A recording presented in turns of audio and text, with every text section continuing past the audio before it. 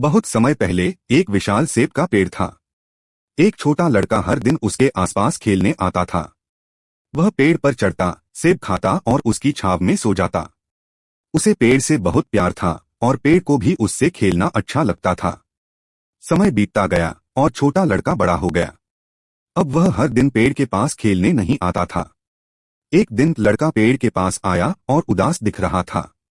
पेड़ ने कहा, आओ मेरे साथ खेलो। लड़के ने उत्तर दिया, अब मैं बच्चा नहीं हूँ, अब मैं पेड़ के साथ नहीं खेलता। मुझे खिलौने चाहिए और मुझे उन्हें खरीदने के लिए पैसे चाहिए। पेड़ ने कहा, मुझे खेद है, मेरे पास पैसे नहीं हैं, पर तुम मेरे सभी सेब तोड़कर बेच सकते हो, इससे तुम्हें पैसे मिल जाएंगे। लड़का बहुत खुश हुआ। उसने पेड़ के सारे सेब तोड़ लिए और खुशी खुशी चला गया। वह फिर कभी वापस नहीं आया।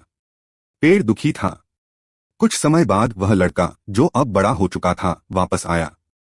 पेड़ बहुत खुश हुआ और कहा, आओ मेरे साथ खेलो। लड़के ने कहा, अब मेरे पास खेलने का समय नहीं है, मुझे अपने परिवार के लिए एक घर चाहिए।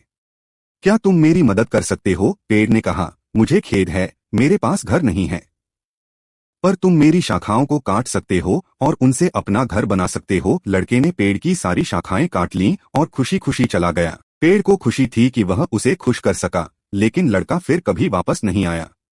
पेड़ फिर से अकेला और उदास हो गया। एक गर्मी के दिन वह आदमी वापस आया। पेड़ ने खुशी से कहा, आओ मेरे साथ खेलो। आदमी ने कहा, मैं बूढ़ा हो रहा हूँ, मुझे आराम करने के लिए कहीं दूर जाकर नौका विहार करना है। क्या तुम मुझे एक नाव दे सकते हो? पेड़ ने कहा, मेरे तने का उपयोग करके अपनी नाव बना लो, तुम दूर जा सकते हो और खुश रह सकते हो। आदमी ने पेड़ के तने को काटकर नाव बना ली और चला गया। वह फिर बहुत लंबे समय तक नहीं आया। अंत में कई सालों बाद वह आदमी वापस आया। पेड़ ने कहा, मुझे खेद है, मेरे पास तुम्हारे लिए अब कुछ भी नहीं बचा है। नहीं सेब बचे हैं। आदमी ने जवाब दिया, कोई बात नहीं, मेरे पास अब दांत नहीं है कि मैं उन्हें खा सकूं। पेड़ ने कहा, मेरे पास तना भी नहीं है जिस पर तुम चढ़ सको। आदमी ने कहा, अब मैं चढ़ने के लिए बहुत बूढ़ा हो गया हूँ। पेड़ ने रोते हुए कहा, अब मेरे पास बस मेरी जड़ें बची हैं। आदमी ने कहा, अब मुझे ज्यादा कुछ नहीं चाहिए, बस आराम के लिए एक जगह चाहिए। इन वर्षों के बाद मैं बहुत थक गया हूँ। पेड़ ने कहा, अच्छा, बूढ़ी जड़ें ही आराम करने के लिए सबसे अच्छी होती हैं। आओ बैठ जाओ और आराम करो। आदमी बैठ गया और पेड़ खुशी से आंसू बहाता मुस्कुराने लगा। यह हर किसी की कहानी है। पेड़ हमारे माता पिता के समान हैं। जब हम छोटे थे तो हमें अपने माता पिता के साथ खेलना अच्छा लगता था।